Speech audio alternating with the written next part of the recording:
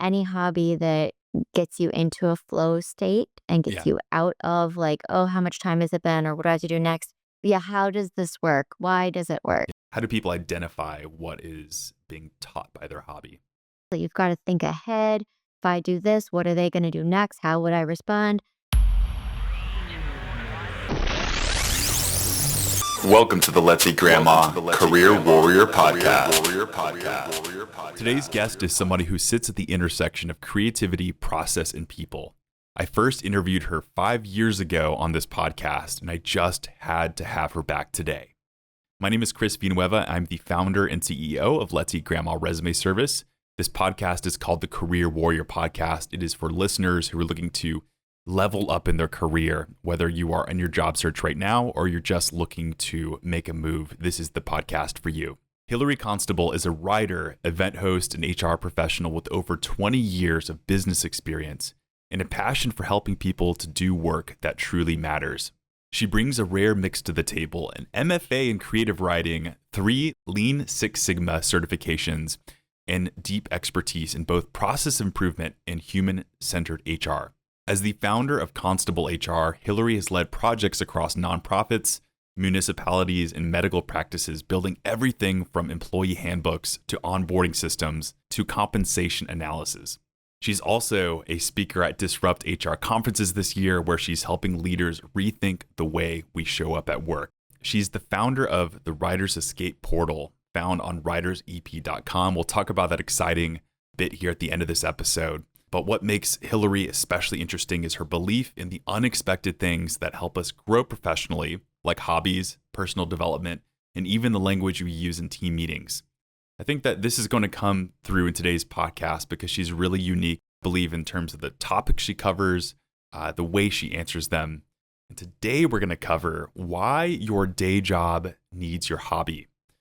I've thought a lot about my own personal interests outside of work. The fact that I love music, the fact that I love to take walks, go work out in the gym. I watch so many YouTube videos and try my best to learn about these things.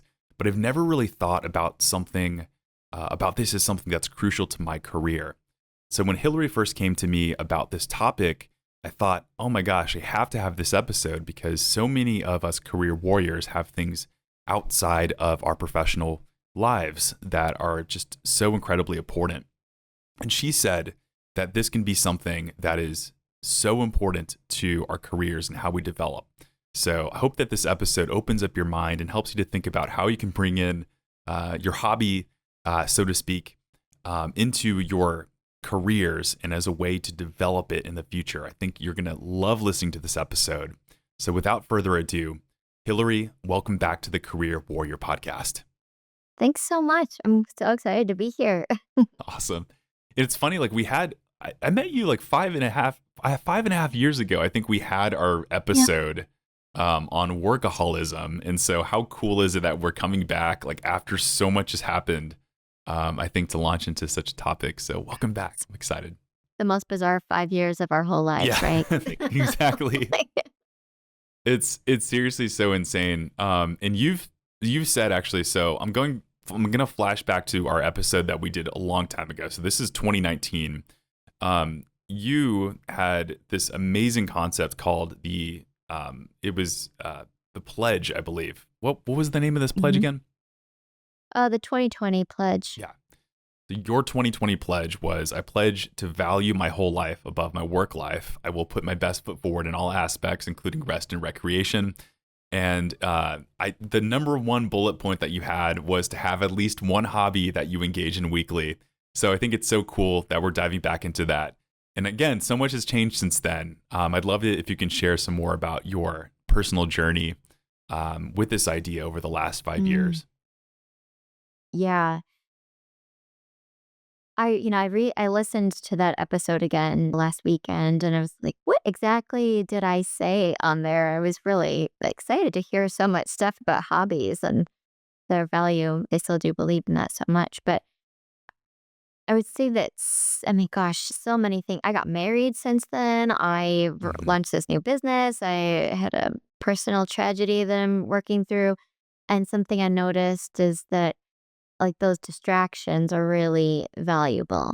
Mhm. And when you for me, when I think of it as a hobby as opposed to just something I do, like, for example, yard work, I love yard work. Like, I will happily pull weeds and plant new things and trim whatever. And I used to think of that as a chore, but one that I liked. And now I kind of think of it as a hobby. And so when I do it, I just feel more engaged with it. Like I'm doing Yeah. this on purpose because I actually feel better when I do it and I get lost in it. Like, and that's actually, and now they say it like that, that's one of the things that, any hobby that gets you into a flow state and gets Yeah. you out of like, oh, how much time has it been or what do I have to do next?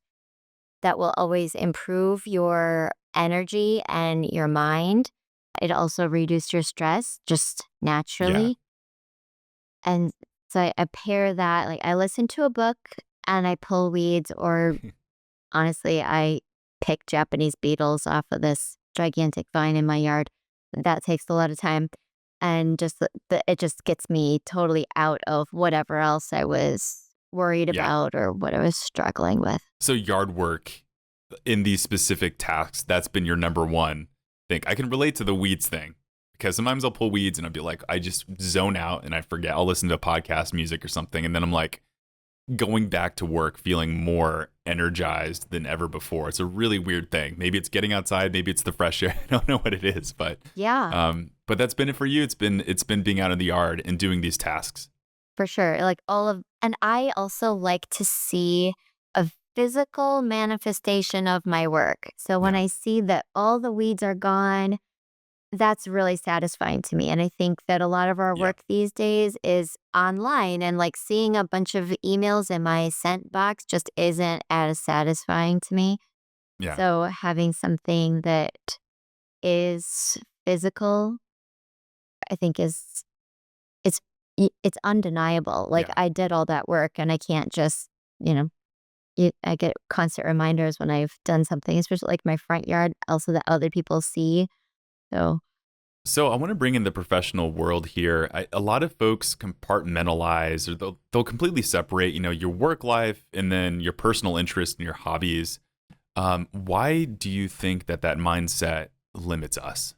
I would say there's a time and a place for each way to think about this. And something that I thought about, like an example where I had a director in my group in a previous role, this Hmm. huge company, 100,000 employees, gigantic. And one day somehow oh, I know, he was a fly fisherman, and I just happened to walk by him while he was fly fishing near my house because I used to live very close to the Appalachian Trail. Hmm. And but then the next like week when I saw him at work, this is someone I hadn't worked with very much yet. And when I saw him, he's like, "Oh, hey, you're fly fishing, whatever." And I remembered actually something from my stepdad's hobby of tying his own flies.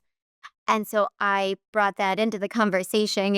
I could meet him. Like, these are hobbies. We have this in common. It wasn't my hobby exactly, but I know a little something about how to make your own fly. Yeah. And that just like it just chipped away at like the ice that's between you and a new person, or when you're trying to get to know somebody. And sometimes work topics aren't as fun to talk about. Like, maybe we've got a really difficult project, but we both play golf, or we both are into chess, like whatever it is, we've got something else.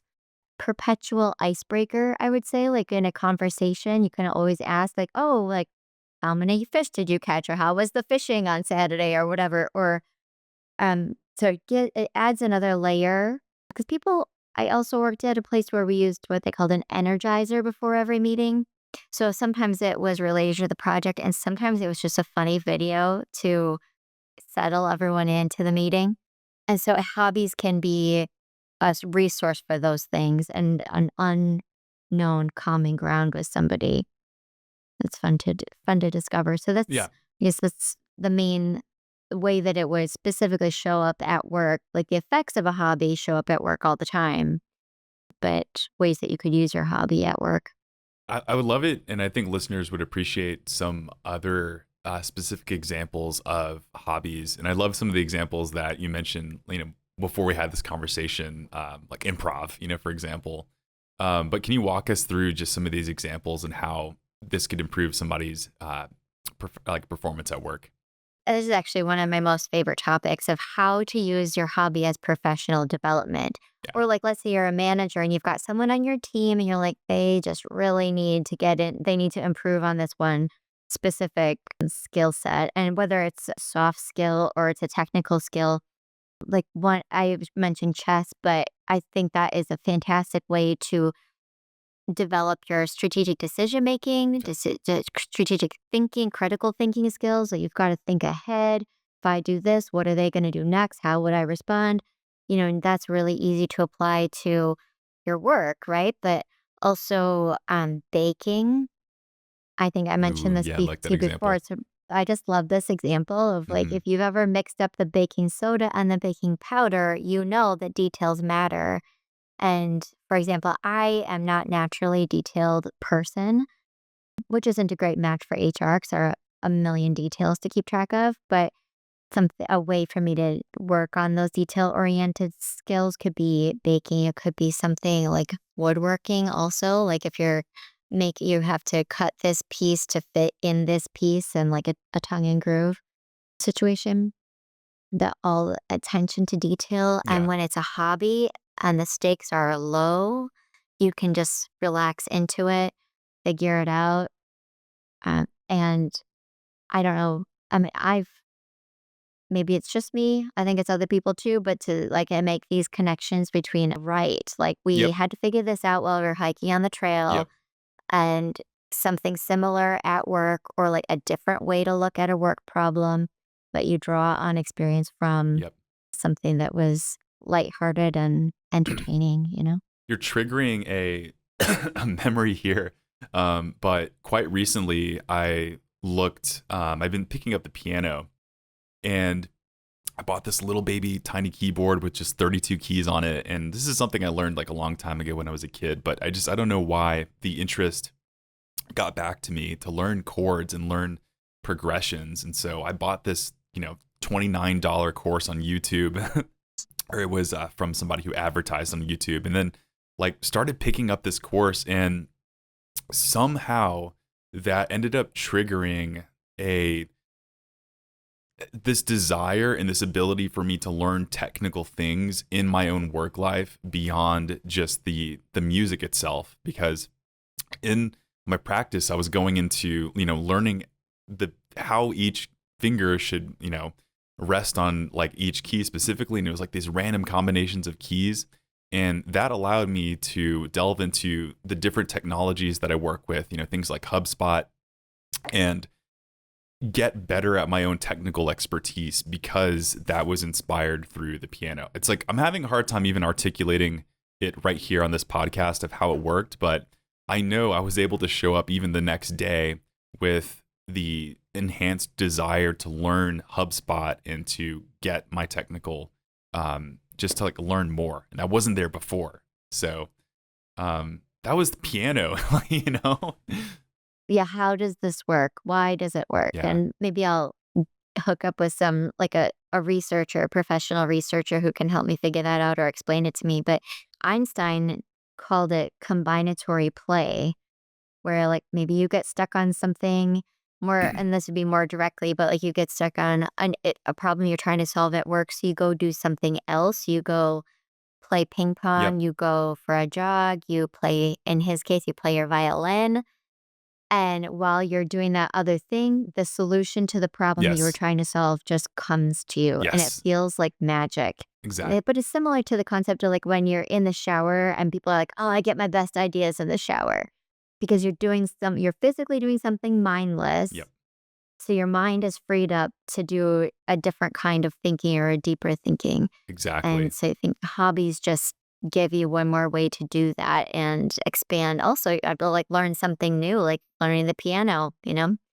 Um, you might be able to use in, because I know you're musical in other ways too. Maybe that'll be something to help the rest of your music hobby Yeah. or passion. It helps with my own ability, and as well as the motivation in a way. So it's powerful. So, are there certain types of hobbies I have to ask that are powerful more Mm. for like soft skills, things that people might be lacking or needing to develop? Physically active hobbies are give you the most intense and diverse benefits. Like they improve how you think. They reduce your stress. Social hobbies like group games and sports are specifically better at beating burnout. Mm, But any hobby, like I said before, any hobby that gets you into a flow state will reduce stress. I think like when we're thinking about soft skills, a lot of like it's self-management, like your own emotions. When you're like, let's say you're up to bat, you don't just like stop and throw a fit on the field, right? You've got to get in the zone. So like playing a sport where there isn't, I don't know, if this is insensitive, I hope not, but where there isn't time to get stuck on how you're feeling about it, like, you just have to get on with it, right? yeah. So No, I you're would say also knowing yourself, like, I know that I do better with external structure, like, if I'm in a class, I am much more likely to do the things that we're studying in the class as opposed to, like, self-paced classes, not at all. They don't work for me. I'll either fly through it all in one day or I will never do it at all. So knowing what works for you can help you choose a hobby that like some people do want to do it on their own and they're really good. Like my sister is fantastic at structuring her own time and accomplishing a whole lot. Like she bakes 70 dozen cookies for Christmas yeah, every year.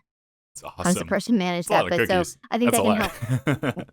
It is, yeah, she gives them away. She does this is not a Yeah. business, but so your own personal skills, but that also, like, if you're on the baseball field and you have a conflict with someone I keep using baseball, softball, whatever sport you wanna pick, there will be conflicts where people disagree about the interpretation of a rule or something else or, like, actually, I was batting and the ball hit the plate, so I didn't swing at it, but it was, a very casual community league, and so they called it as a strike. I was like, "Wait a second, no way in the world was that a strike," right? But so you have I it used to umpire, either, so like, I know there it can be it can be tough. Yeah. yeah, and right, because you can empathize with the Mhm. person, like, yeah, some of the people on this field had been drinking, some of Mhm. the people whatever, like, and you have to make sense of all of it, but, yeah, so I think thinking strategically, even about, like, what you wanna get out of a hobby, maybe that you could just choose something you wanted to learn anyway, um, and working with somebody else, learning about somebody else's hobby, like, I like the idea of if you're the organizing, like, I organize a critique group for my writing group, so we get together every other week. So I'm responsible for, like, the calendar invitation, the agenda, we've got I manage the spreadsheet of who's going next. Those are all things that really build on my, like, getting past this is not a soft skill. Being organized is not a soft skill, but I guess thinking about all the things that what you want to get out of it can help you turn almost any hobby into something that'll be valuable. Um, Some people, and we know we've listed out some of the benefits here, but some people might feel guilty still for investing time in hobbies when they might be struggling or feeling like they don't necessarily have time for a hobby. Like, I need to put more time into work. I'm having a hard time. What would you say to those people who feel that sense of guilt? mhm. I would say if it's truly, I mean, without getting into like how are you managing your time and are you prioritizing appropriately and stuff like that, I would say make if you really do want to have a hobby or start getting the benefits of it without taking away too much from your work or your family or whatever, make it as easy as possible. The book Atomic Habits has a concept of like start with the very first step. Like you want to learn a Yeah. hobby about chess. Maybe the first step is watching a 3-minute video on about chess. Yeah. It's not If you want to start signing up for working a out, like club. walk, just do like a baby walk around the couch and then, start there. But I Yeah. love that book. Yeah. I'm actually in a book club right now rereading that Hmm. book and talking about it 'cause but I think you can apply that a similar thing to hobbies. Like Yeah. also some people, like everyone needs a lunch break, right? And I remember my last conversation with you on this podcast was about taking breaks, right? Yes. Like Yeah. so your lunch break, actually was listening to a podcast recently about writing, and this is a book coach who said that she was working with a client who really wanted to write a book, but she didn't feel like she had time to do it. Well, your lunch break maybe, and it also gets you away from your regular work, so it gives you a real break, but it's baked into your regular work day. And Yeah. if you're not taking any sort of breaks, maybe that's the first place you start is you Yep. need to take a break. I implement the Pomodoro technique in my life, which Oh, is so I have like a little plug-in timer. It's 25 minutes of work and then 5 minutes of break, and then just kind of alternating until you get your longer break after three of them. But sometimes when I work from home, during those 5 minutes, I'll pop outside, and I haven't done this in probably a while, but I'll pop outside and I'll pull weeds for those 5 minutes again with the weeds because it's just that physical feeling, and then I'll come back and just get back to it. But there's something again, just keeping going back to it. It's like that I was able to work into my own personal process because it's just like how I have my work schedule laid out. But I would encourage people just to think about how they can work it into their own lives too. It's like you may not be doing Pomodoro, but you just mentioned lunch break earlier. Like, do you have that opportunity? Like, figure out when those are and just make it happen for you. I just thought of there are I always think of like movies from the 80s and 90s where there was kind of the trope, I guess it would be at this point, where one of the characters has a really high stress job in New York and they've got like on the 57th floor of the building, Yeah, but they have a little putter, a ball, and a cup. yeah, And they get like so frustrated and they stand up and they go yeah. and With the just basketball hoop. hit a Yeah, few. I know what you mean. Yeah, right, exactly. So, make it as easy as possible. Put your hobby in your desk at work. I mean, obviously, this isn't for every hobby. If you want to sculpt marble as your hobby, that's probably not going to fit in your desk. But make it as easy as possible and break it down to the smallest increment you can possibly do. Because like progress is progress. That's another one of my favorite things. Like if you're you're writing your book and you only have time to write for 5 minutes, that's still 5 minutes. Right. Get all into it for 5 minutes. Set a timer so that you can lose yourself in just writing or just whatever topic or whatever your hobby is. I have one quick question before delving into your final words here. But how do you suggest somebody identify what their hobby is teaching them so they can intentionally like bring those lessons into their career? Sometimes it's tough. Like the only reason I knew to bring up the piano example is because we're having this conversation today. Otherwise, I probably would not not have thought about it so much. But yeah, how do people identify what is being taught by their hobby? I think I could think of two different approaches. One, if you're going to do this by yourself, it would be really easy to just write. I'm a writer. So write or record a voice memo like after on your way home from the golf course, just talking about what happened in that 9 holes or 18 holes and you never know, like just letting yourself talk extemporaneously, as they say, like no plan, don't you just start out by how did it go? And maybe talk for 10 minutes or 5 minutes or whatever, all the way home, however long that is, and just see where that takes you. And I would bet that just talking about what happened and how it went will bring out like, oh, and then this connection, or it's at least like something you could listen to or read later that you might think about differently a week from now when Yeah.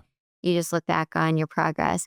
The other thing that I guess would take a little more energy and time would be collaborating with your manager, or brainstorming with your manager or a coworker that you really like or trust Yeah. or admire for some reason, and talk to them about a hobby either that you already have, or maybe you're trying to start a new hobby, or you don't have any hobbies, whatever it is.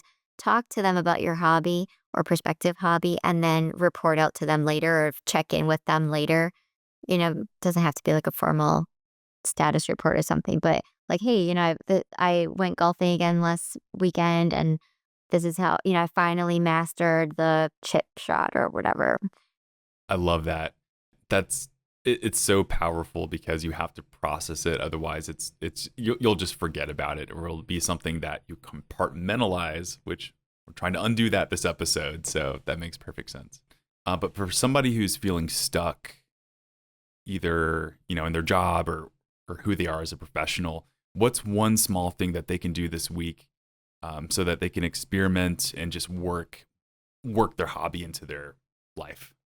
Okay, so let's say they have a hobby already identified. Is that the premise? They've got something they know they'd like to do more of, Yes, let's say or that they does it have not already matter? kind of like gotten there.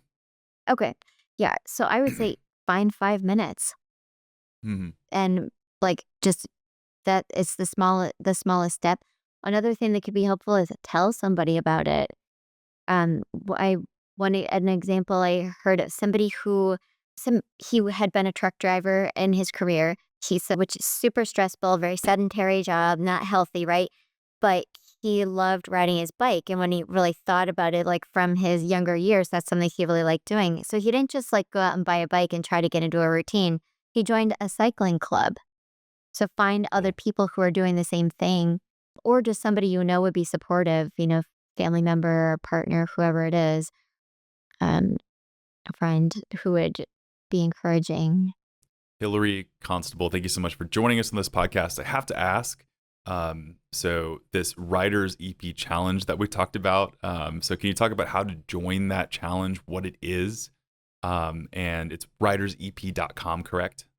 Yeah, just go to writersep.com. On the homepage there are 3 or 4 bios of all the featured writers, like people who have committed. We are going to do this, and we're going to be at the events. And then there's just a button below that to get all the details about the weekly write-ins, the writers group, the monthly workshops, Hmm. all the things that we're hosting to help people continue to make that progress and finish writing their book by the end of the year. Okay. And I have to ask this for listeners. Who is this for? Who are you trying to attract Mm. here? Creative types, folks who are looking to get that book done? Yeah, I mean, broadly speaking, it's anyone who wants to write a book and Okay. is up for doing it this year. But the featured writer, like I'm one of the featured writers because because I founded the company and I feel like I should participate, put myself out there. But also, like one person who is writing a fantasy novel who just does better with when she's in a group. Other people are doing the same thing. And then another person though is writing a business book. She's getting maybe close to retirement, and she also helps people who have getting set up to sell their business or retire. And so she's been wanting to write this book for a long time, and finally so she's joined the challenge so that she can actually like make steady progress and get this done. Because writing a book is a big task, and Yeah. also it's easy to deprioritize it because you might make money at it, you might not, Yeah. but either way it's going to take a lot of your time. Yeah.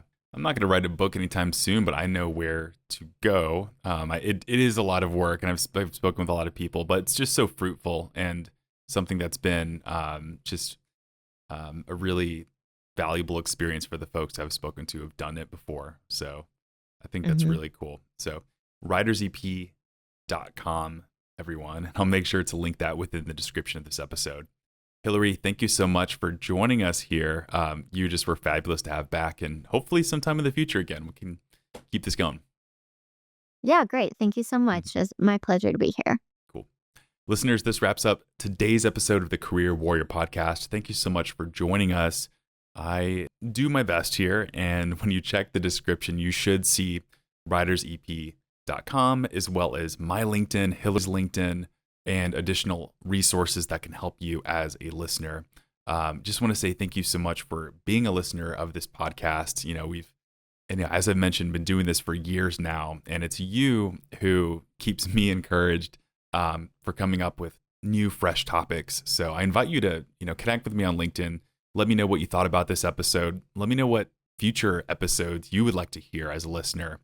And I just say thank you so much, and I'll see you next Monday. There are 30 possible resume mistakes stopping you from landing interviews. And please, whatever you do, don't submit your resume to another bot who won't listen. As a top resume service, we've helped thousands of job seekers. And with our expert eye, Let's Eat Grandma will transform your resume into a job-winning masterpiece. Don't wait. Submit your resume to Let's Eat Grandma now for a free critique.